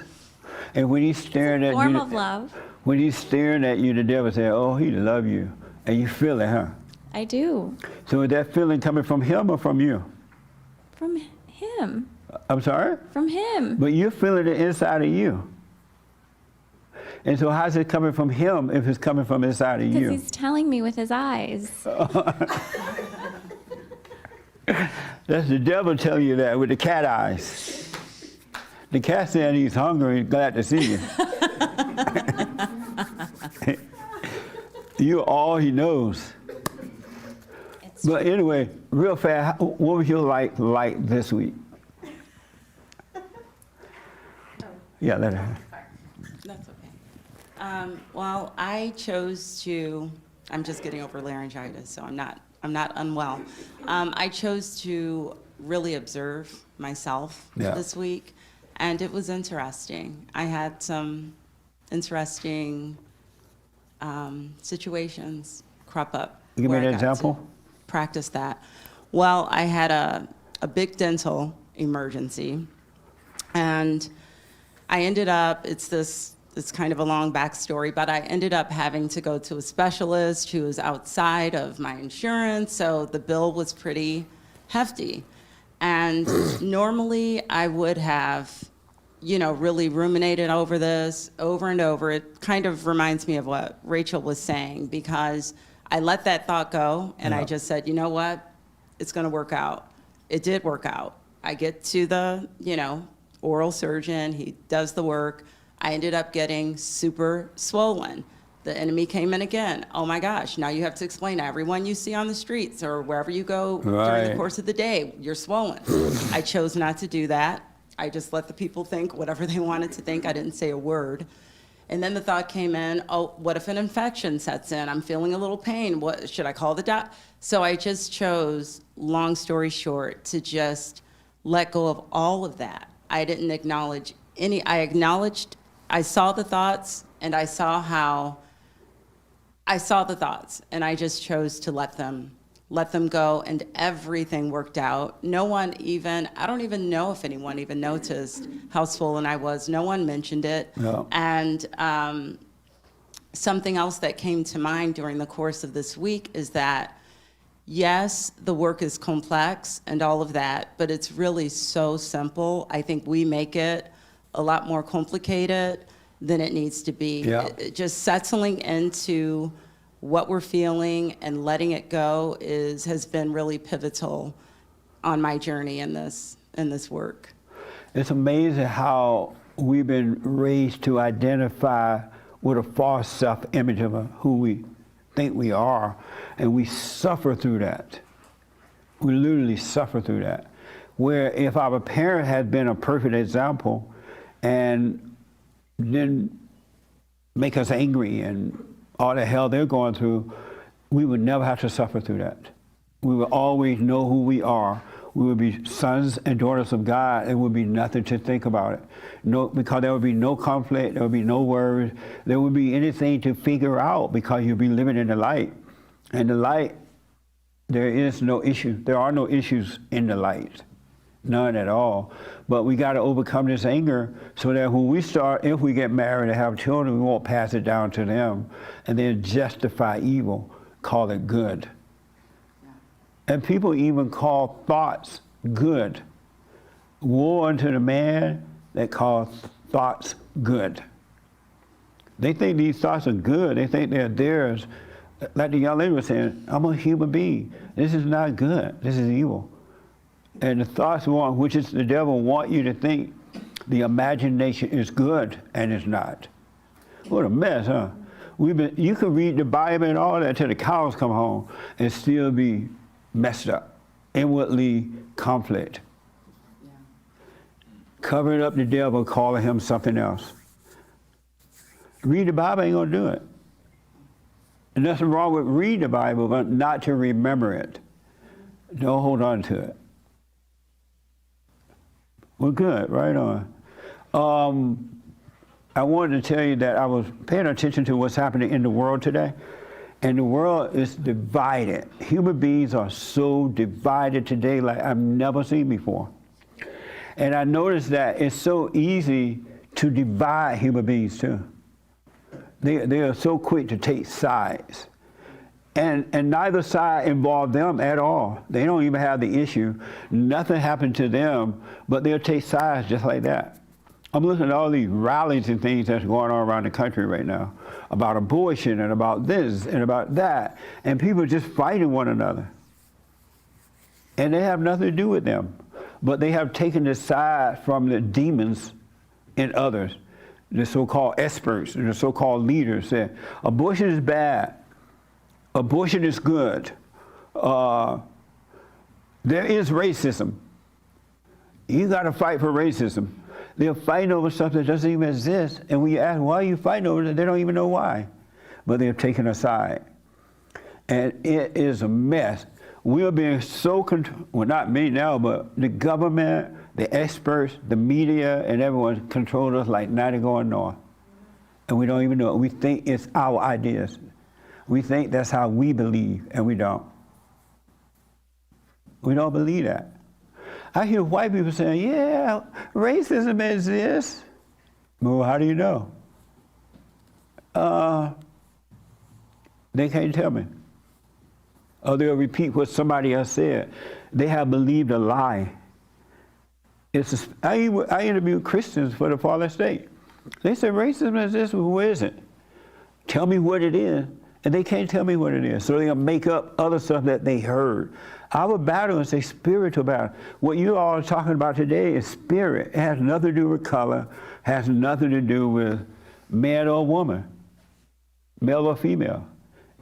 In God, there is neither male or female. Did you know in truth, there is no male or female?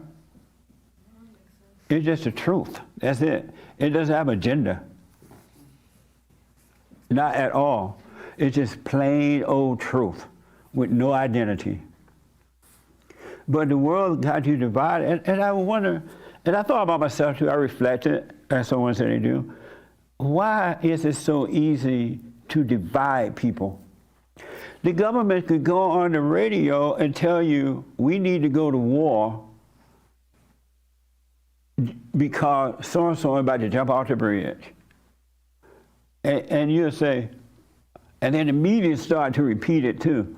Go to war, JoJo about to jump off a bridge. And then if half of the group said, no, I want no war. I'm not going to war. I'm not going to let JoJo jump off the bridge. Now this other group, they're going to go against you. They're going to be mad at you for saying, no, I don't want to go to no war. Like you don't have a right to say, I don't want to go to war. And why are you affected because I say I don't want a war? That's you. You want the war? Have the war. And I don't have the right to be mad at you because you want a war. You can have the war. I don't care, right? So, but that's the devil. That's what he's doing. He's using other people to control us, and he's controlling us on the inside. And I noticed that people who can be controlled, they join groups just like that. They're from one side to the other one side to the other one. They cannot stand alone, because if they don't drink the wine, they may be judged by the crowd, and they can't stand being judged. And so I thought of the story I heard. This is not my story. I heard this one, all right? So there was a family that lived in the city, and the city turned bad. They lived in Los Angeles. Los Angeles turned bad. And so the whole family said, you know what, let's go find a place near a lake, a river, and so we could get out of the town and we could have a nice, quiet life. The whole family, the dad and the mama, the kids, the cousin, the uncle and aunt, everybody went. And they said, okay, we'll go and find a quiet place. And so they packed up and they went and found a spot near a river. This is not I heard this story, it's so fantastic. And so they found this spot near the river. And the river was flowing, it was so beautiful, it was so nice. And they were like, finally, peace on earth. They set up shop, they built a home, and they was all happy for a minute.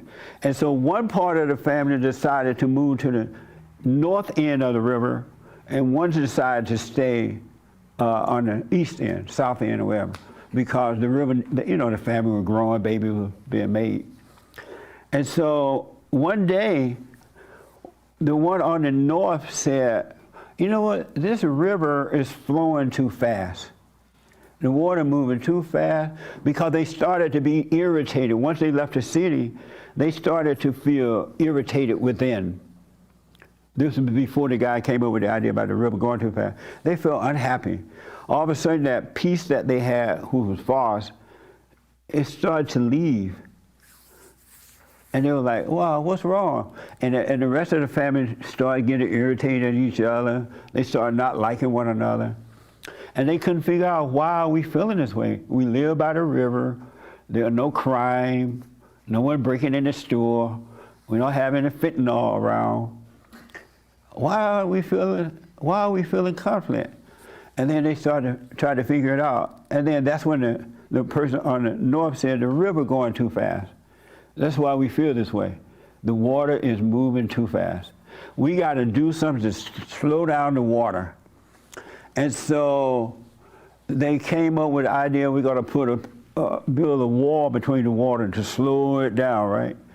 And then the people on the north side said, no, the water is moving too slow. That's what the problem is. We need to make the river go faster. And then they start arguing about the river, because now you split. You have two different opinions. And they started saying, well, how can we stop this? What can we do? And the experts came up in the family member, they're telling them what to do about the river. We can do this, we can add bricks, we can empty the river, we can do all that, right? And they got in a fight. And then the next thing they did, they held a rally. And they had flags. And they had their own, the ones on the south had their flag. It was red and blue. The one on the other end had created a flag. It was gray and yellow. And they started protesting each other. They were see who's going to win to get this river to do what it wants to do, right? And they soon realized, you know what? Maybe it's something else. We need to build a White House. We need a president. And so they created a president. And the president started directing them in the wrong way to go. But the problem is the conflict got worse. It didn't get better. Everything they did was worse. And then they started to fight one another as though they were living in the big city with where all the mess is. They would fight one another, right? And they never paused for a minute to look at themselves to see where the conflict was coming from within. Because what happened was they never went down to the river both ends and saw that the water that was going fast on this end was doing what it does. There was no problem with the water. And the water on this end was going a little slower, but it was natural. It was normal. The river was doing just fine. But they never went to see what was going on. Was it the river? They just assumed that it was. And that's how human beings do with the conflict that is within them. You are divided. You're divided between right and wrong, love and hate, and both are wrong. You're divided between the past or the future. You're divided. And when you're divided within, you're going to be divided in the world. It's not the world, it's in you. And those people who are keeping you divided by starting a war, doing all this stuff, they don't want you to see that you are divided within, because they need you to be divided to use you to make money and wealth. Because once you become whole, you cannot be controlled. You can't be used. You only can use a divided person. A person that's looking for love. That's why Satan said, oh, you need to get married. And you go get married.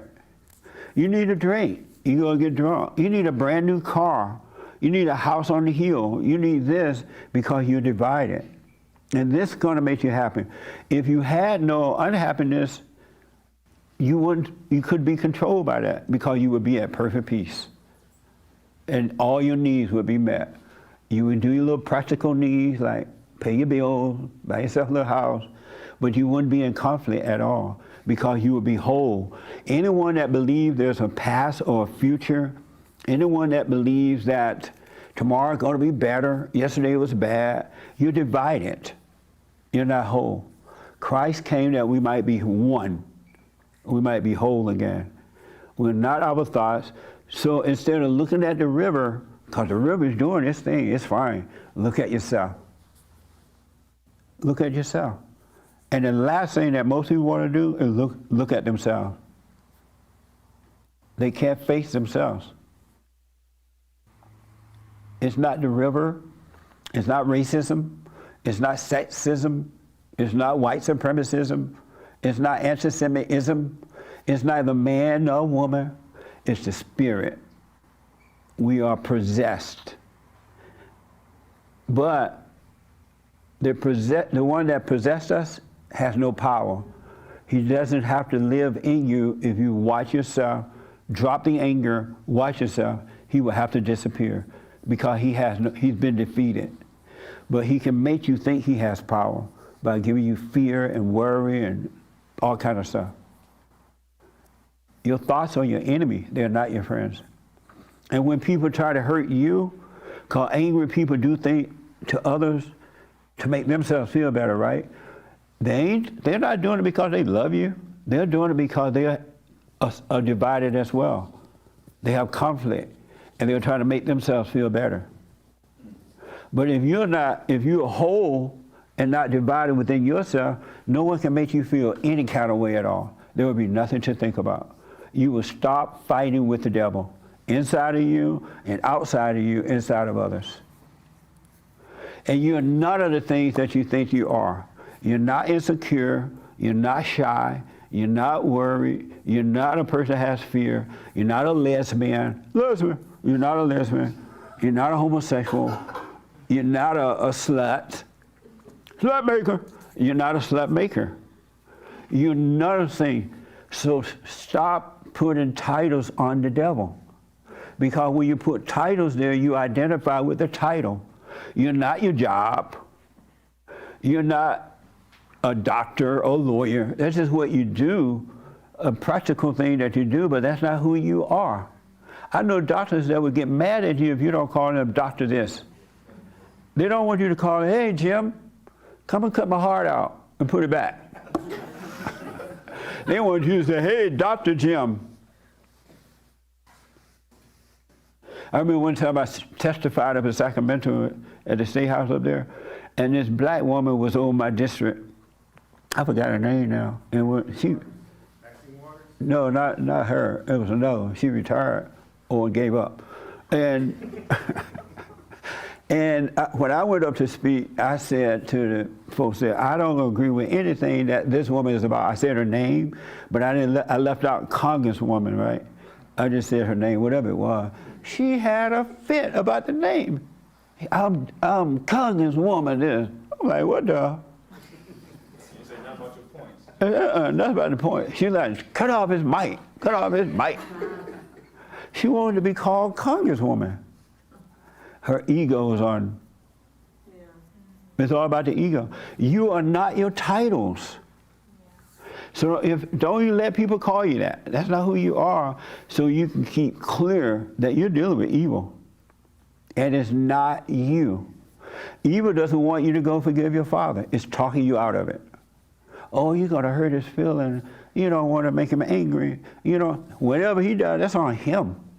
You're going to forgive, and God will forgive you. God said, forgive, and I will forgive you. He didn't say, go ask for forgiveness. He didn't tell you to worry about their feelings. He didn't tell you that, oh, you're going to make them angry. That's on them. That's their life. It has nothing to do with you. And he would talk you out of forgiveness. Isn't that amazing? And what sense does it make that somebody would get mad at you if you went to them and said, you know what, I've been resenting you. I'm wrong. I'm sorry. Why would anybody get mad at that? You're going to apologize for being wrong, for judging them because you realize they couldn't help it. Why would anyone get mad at you for doing that? But they do. The last thing mama want to hear, you say, I'm sorry for hating you. Mama would rather pat herself on the back for screwing you up. Oh, I'm sorry. Oh, you forgive me? I did that bad? Yes, mama. Oh, good, baby. I'm telling you, you can have a life right here. You can have perfect peace. And perfect peace is the absence of who you're not. When you get rid of that fake image, you have perfect peace. But you got to get rid of this false image. It's not you. And stop calling it you. And if you're shy and someone calls on you to speak, shake in your boot and do it anyway. And you'll see it's not you and never you. All right, let me do this. Did that help a little bit, the story? Yes. It made sense? Yeah. Oh, amazing story, huh? It don't matter. You can move to West Hill, and if you go with one other person, you're going to have a war. You'll be in West Hill calling, and you will start a war with that one person, and you're blaming on the river. What a mess, huh? All right. Was this helpful for you? Any questions about that? Yeah. How did it help? Just a little bit.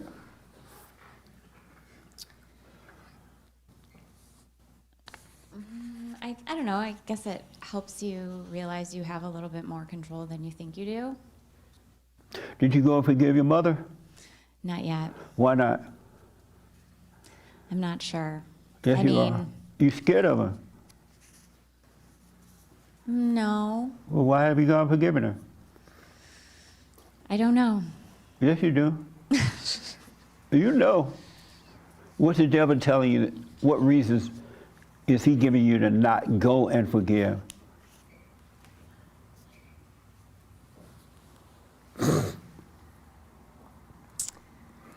What do you think would happen if you went to your mother and said, you know what, Mom? You call her mom or mother? Mom. Whatever happened to the word mother? Mom sounds more personal. Mother sounds like a stranger. Yeah. Well, what would happen if you went and forget, hey, mother, I'm sorry for resenting you. I realize now you can help yourself because I see how I am. I can't help myself. So I understand now. I'm sorry for resenting you. What do you think would happen? I mean, it would definitely help the relationship. I know that. So why would you do it then? I don't know. I don't know. I'm stuck. I'm sorry? I'm stuck. On what? Getting there. I don't know. Maybe it's, I don't know. I don't know. I haven't figured it out yet, but I've been thinking about it a lot. A lot. And do you tremble in your boots when you think about it? Do you think you're going to hurt her feelings? No. You think she'll get mad? No. Well, what do you think going to happen then? I don't know. I don't know. I don't know. Like I said, it's something that I've been struggling with for a long time. I know that I need to, and I know that it would help. our relationship, I don't know. There's something, I don't know if it's just pure stubbornness or.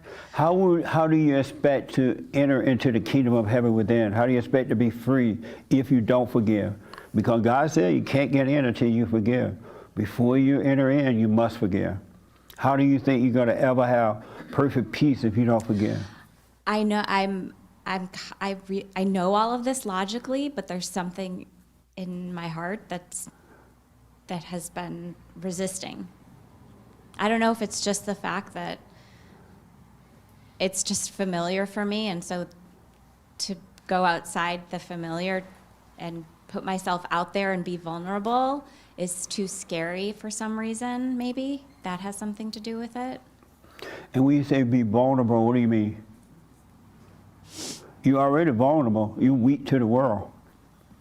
Yes, that's true. You want to be strong. You get your strength by facing fear, not running away from it. Yes, I believe that essentially. Right. But I don't know, there's something stopping me. That's the devil. You listen to the devil. He doesn't want, like I was telling this young man, he doesn't want you to be free. He wants your soul. The last thing the devil wants is to lose your soul. He wants to destroy, he wants your soul. And he doesn't want you to be free. And that's why he's telling you all this. You don't even know why you're not doing it. And you know you should do it. And you don't even know why. Mm-hmm. I recommend, do what you want, of course. Mm-hmm. But I recommend you do it because otherwise you're going to live on this earth in hell within, and you're going to die in hell forever. You can live on this earth in peace. You really, I used to be a coward, really. I used to be afraid. I was emotional. Every time I broke up with a woman, I literally would have to have another one waiting in the West Wing. Did you know how bad that is? I could not break up with a woman unless I had another one on hold. Really. And I used to be emotional, all that stuff, everything that everyone else has, anger. But he'll take away that spirit. He really will, but you got to forgive first. And you have to go and forgive. Unless they're dead, you have no choice then. But they're alive, you have to face them. And that's the beginning of overcoming fear. Once you face her, you're going to be able to face everything inside of you then. You won't be afraid of fear, you will overcome fear. You're going to shake in your boots, you're going to tremble, but it will be the last time because you're taking that step and you defeated fear. I hear you. So unless you love your hell, you're going to have, there's no other way around it. You got to forgive. You can't go down to the front of the church and accept Jesus. That ain't going to work. You must forgive. You got to. The one thing I like about Christianity, it says that we have to confess that we're wrong. And when we confess, and the last thing the ego wants you to do is confess that you're wrong. It wants you to blame everybody else, right? But you're wrong. And you're responsible for you. Nobody else is. And no one can make you feel anything that's not in you. If it's not there, no one can make you feel anything. I hear you. So unless you love your hell, you must forgive. Maybe there's a part of me that loves my hell. So what now? I said maybe there's a part of me that loves my hell in some way. You love feeling like you're not good enough at work. You love feeling like, oh, I just don't fit in with it. Oh, I'm not like everybody else. Oh, Lord, thank you, Jesus. Feel sorry for me. I feel sorry for me. I'm loving this. It feels like life, but it's death. Mm-hmm. It's not life. Mm-hmm. So until you stop loving your hell, you're going to suffer. It's going to get worse. It's not going to get better because the world is crazy. Evil is roaming the earth, and evil dwells in human beings, and it's destroying. These people rather take us to war over ego stuff. They got nothing to do with nothing, and they'll kill all us. That's all ego. It's about that and nothing else. Yeah. I look at how white people are on the run from a word called racist. Don't call me racist. Why do you care what people call you? Call me what I ain't giving in. Don't take my stuff. Here, you can have it. But I'm none of those things. I'm not your problem. You're your own. We are our own problem. Isn't that weird? Yeah. We are, if it ain't in us, we wouldn't have it. Mm-hmm. We are our own enemy. And we blame it on everybody else. Anyway, yes, you had your hand. Last word.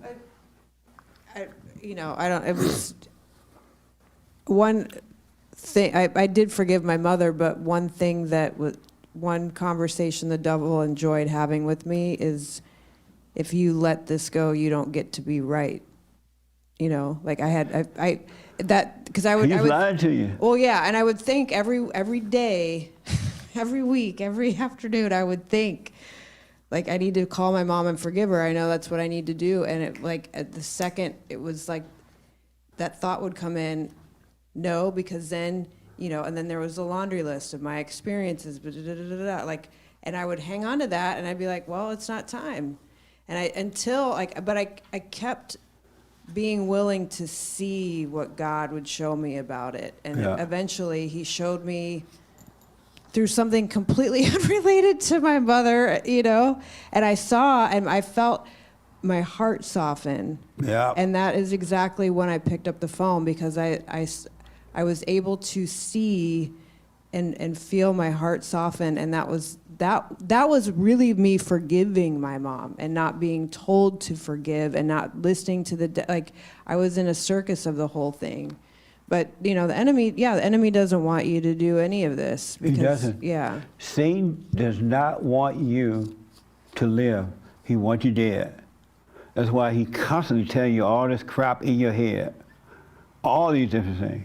He wants to deceive you, to destroy you. You will destroy yourself, because he can't make you destroy yourself. But if he can get you to believe, then you'll do the rest. You'll jump out. You'll find a bridge yourself. Oh, you need to jump off the bridge. Oh, yeah, I remember seeing one over there by Santa Monica. Let me call Uber. Young people love Uber, right? Let me call Uber. I'm going to leave my car here because I can't drive it back home. And you call Uber and you go down to Santa Monica and jump off the bridge because you listen to a lie. Satan tell you you're no good. Oh yeah, that's right. I'm no good. I'm not. Everybody else better than me. Now you feel worse than everybody, not knowing that everybody got the same problem.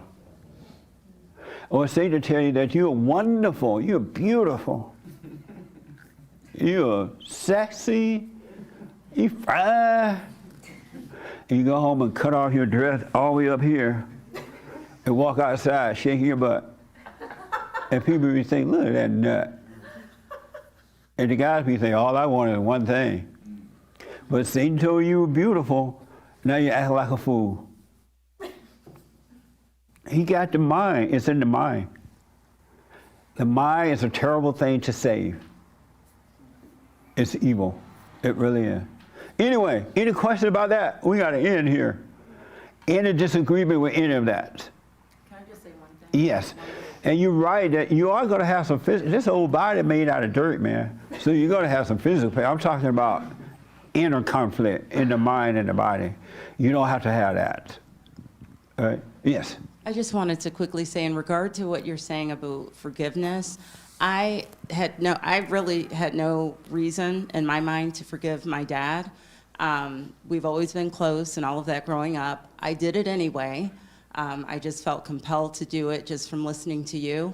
And what I've noticed, our relationship has gone to a whole different level because I feel like there's this relief for him. Yep. I just feel like our conversations are richer, and it's just a whole entirely different dynamic. I know exactly what you mean.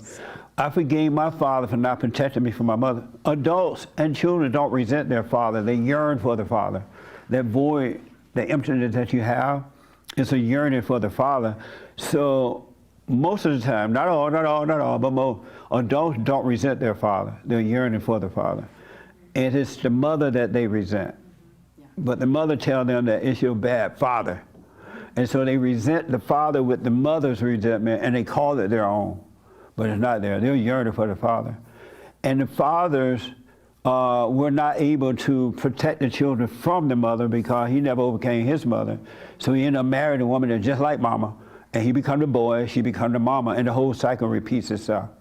But men and women, boys and girls, are yearning for the father. And that's what happened with me when I went in and forgave my father for not. The whole relationship changed. It became perfect. It really did.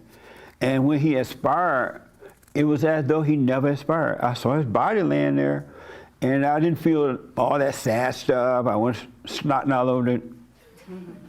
over the casket, because I had no guilt. I had forgiven him, and everything was fine. And even with the mother, when my mother expired, same thing. I didn't carry on because I had forgiven her. I didn't hold anything against her. I had no guilt. And they used to ask me, "Oh, when you come home, can we have a family meeting?" They want me to help the family because they were angry. But you got to forgive. Ain't no way. I'm glad you did that. Right on. Did you forgive your father?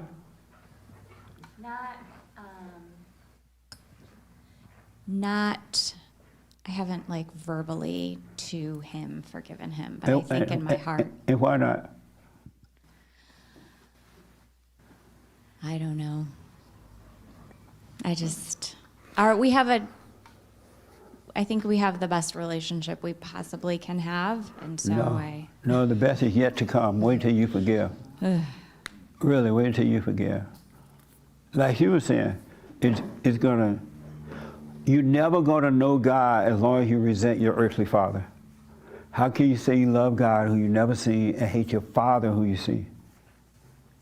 You're just never gonna love God. Ain't no way. You got to go through the Father, through the Son in order to get to the Father. You must forgive your earthly father. And that doesn't mean you got to hang out and do any of that stuff. But if you do, it'll be fine. Either way, right? But you must forgive the Father because men represent the sons of God. And if you hate the Son, you hate the Father. Right? Okay. Was this helpful at all? Any questions about any of that? No. I'm sorry? No questions. Did any of it make sense a little bit? Yes. Can you give me one quick example of what made sense a little bit? Oh, which of the particular subjects? Are you Any of speaking? them. Well, forgiving your dad for allowing the dad to, for the dad not protecting the kids. Not protecting you from the mother. Did you forgive your mother? Oh, yes. You told her? She's not here, but yes. And how do you know you have forgiven her? Oh, I did. I actually, this is TMI, but I actually went to the funeral home and pulled her out of the drawer and said goodbye and told her I forgive her. Yeah. Oh, nice. Yeah, that was hard, but I did it. My It was sister hard to did do too. it? I went downstairs and pulled her out of the freezer drawer and said goodbye. Well, Told you her said, I you slapped her? Well, no, but it was not as horrible as you might expect. It was actually a calming, peaceful thing to do, and it was really horrendous for me to do it, but I did it. Nice. And I didn't hate my mom. I just wanted to say goodbye. Oh. Yeah. Has she turned black? What? Has she turned black already? Do white people turn black when they die? What are you talking about? Don't the skin turn black? And I think when black people die, they turn blacker. I have no idea. Oh. Maybe they're just a movie. What do you say? You said they turn green? I think, yeah, I'm just, imagine, wow, this is, I'm just going through the color phases of rot, and I think it's I think it's gray, like purpley, like the blood would dry, so that's like a brownish, reddish, purple, and then I think eventually green and yellow would be like the infection. I and was rotting. thinking that, because when I was a kid, every time I seen a dead body, it was always black. Oh, that's what you mean. Oh, okay, no, because the blood had settled and. Yeah. Okay, well, yeah. No, Your mother hadn't turned I black did yet? not see that, no. Oh. No, because that generally goes in the back side of the body. Oh, okay. It pulls from the front of the body and settles in the back. So, Oh, nice. yeah, very nice. Amazing. Anyway, do the silent prayer. Become your own man. Become your own woman. All right? You got to pull away from the crowd. And you pull away from the crowd spiritually. It doesn't mean you don't hang out with people. It doesn't mean you don't have dinner, that kind of stuff. But once you get on that straight and narrow, spiritually you'll pull away from the crowd. God will cause it to happen. You can't make it happen. Of ourselves, as somebody was saying, of ourselves, we can do nothing, right? But spiritually, it will happen. And you stay on that narrow path, and when situations come, you'll be fine. Because you will face them and overcome them and not run away from them. All right? So get on that straight and narrow, stay there, stay there, stay there, no matter how afraid you become or what. Don't be afraid of the devil, because that's what it is. All right? And I have a brand new biblical question for this week. I may change it, but I think I'm going to use this one. Do you interfere with the natural flow of your life? No, not do you, but why do you interfere with the natural flow of your life? Why? Why do you interfere with the natural flow? Huh? Oh, we got to end? I'm sorry, they got to end. They're going to be yelling at me. The camera about to run out. Thank you for your support, your donations and all that. If you need counseling on the internet, you know how to get us. All right? And why do you interfere with the natural flow of your life? I promise you, life has a natural flow and it doesn't need your help. Why do you do it? All right. Thank you all. I appreciate it. Thank you all so much. Amazing.